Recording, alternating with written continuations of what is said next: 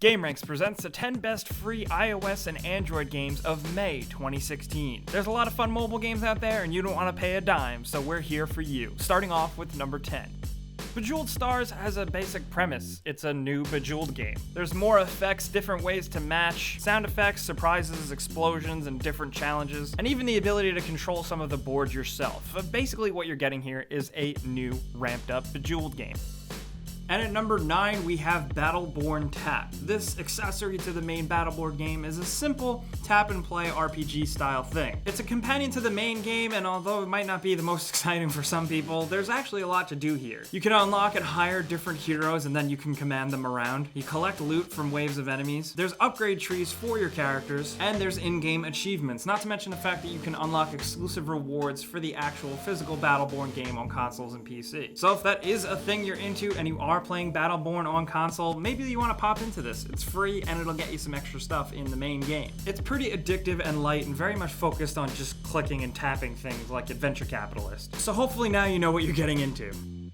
And at number 8, we have Elves Evolution. This is basically the mobile version of the anime-focused JRPG that some people have played. You take on wave-based enemies while upgrading your skill tree, abilities, and gear. As much as I said it's a JRPG style, it is very much a beat-em-up side-scrolling game. And although that sounds really simple, the RPG elements really give you that oomph to sink your teeth into. It's all PvE combat, but you can join clans and engage in weekly interactions and challenges. It's not perfect and it's not amazing, but it is satisfying in short bursts.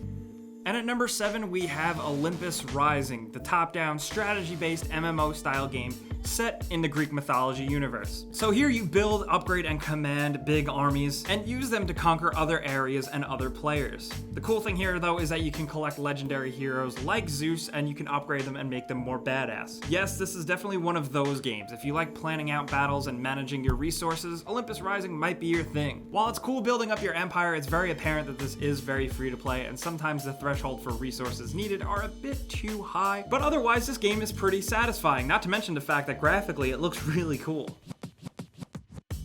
And at number 6, we have Phantom of the Kill, a game we put on this list mostly because of its freaking badass name. But what this really is a top-down tactical RPG with some signature Japanese anime style. While at first glance it might not look that exciting, this game is completely 100% strategy-based with over 50 different unit classes to place on the battlefield. You're in charge of managing your little party of cool characters and outfitting them with different weapons. It feels a little bit like a very simple, kind of watered-down Fire Emblem, which if you think about it isn't that bad for a mobile game. So if you want something like Fire Emblem that's a little more quick and accessible and easy to pick up in short bursts, maybe Phantom of the Kill might be your thing.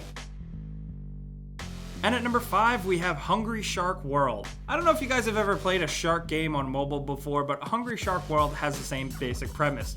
You swim across the screen as a shark and you have to eat everything in sight and survive. Surprisingly though, Hungry Shark World actually amps things up. There's 17 different sharks that you can play as, and you can level up all these sharks and then play within 3 different actual free roaming environments. There's a bunch of different missions and there's a lot of actual game to play here, which is pretty surprising considering the really simple premise. The free to play stuff here is basically buying in-game currency to upgrade your little character shark faster, but other than that, you're getting a straight-up game here, not to mention the fact that it looks pretty damn awesome, with a very cool art style and graphics that actually keep up with it.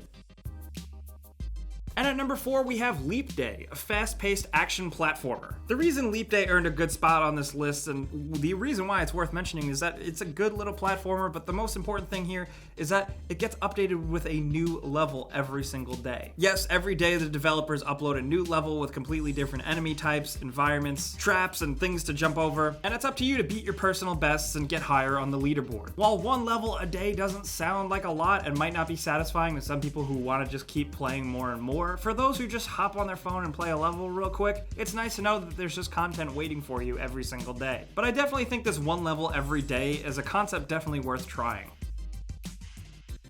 And at number 3, we have Bushido Bear. Bushido Bear is by the developer Spry Fox. They made Alpha Bear. I don't know if you guys played Alpha Bear, but it was a really awesome word puzzler game with cute, cool little bears. And this time around, it seems like they tried to do something completely different with Bushido Bear because it's completely action-based. It's wave-based, and you gotta hack, slash, and swipe your way through a bunch of enemies. Visually, it looks really cool, and thanks to the good production values and overall development, it feels good. Combat feels satisfying. There's always a good sense of progression because you're constantly upgrading new new bear characters and a bunch of different weapons. The progression here feels really great because you're constantly unlocking new bear characters that have different abilities. Some can teleport, some are really small, some are more like tanks, and it's just a satisfying, cutesy little experience. And at number 2, we have Mekorama. Mekorama is a 3D puzzle diorama style game. You've probably played some of these before. It's kind of like a simple version of VOEZ, and it's kind of like Monument Valley on mobile, which you may have already played. The whole premise here is really simple, and that translates over to the design and the atmosphere and the graphics and the sound effects. Everything is really just kind of relaxing here and very chill. There's some extra stuff here like collectible level cards, but there's something more interesting is that you can actually make your own levels. It's fun, it's all brick-based, it actually feels a little bit like Minecraft. Mekorama is completely free and doesn't really have much bullshit to it. It's simple and you might like it. And at number 1, we have VOEZ, a very unconventional choice, but people are really loving it, and it is very addictive. VOEZ is an anime-styled, rhythm-based game. It's also kind of hard to explain because it's so simple, but then there's all these little story aspects to it. It's about high school teenagers and friendship and forming a band and following their dreams, but whatever. But actually playing it and the rhythm-based gameplay, it's a lot of fun. Not to mention the fact that the developers are always updating the game with more challenges, new songs, and that's a good thing because it has one of the biggest collections of music within one of these styles of games. It can get really challenging and really difficult, and even if you've never played a game like this, maybe it's worth giving a shot. So guys, those are the 10 best free iOS and Android games of May 2016, but we also have some bonus games including Skylanders Battlecast, UNCHARTED, Fortune Hunter, and Cruise Control.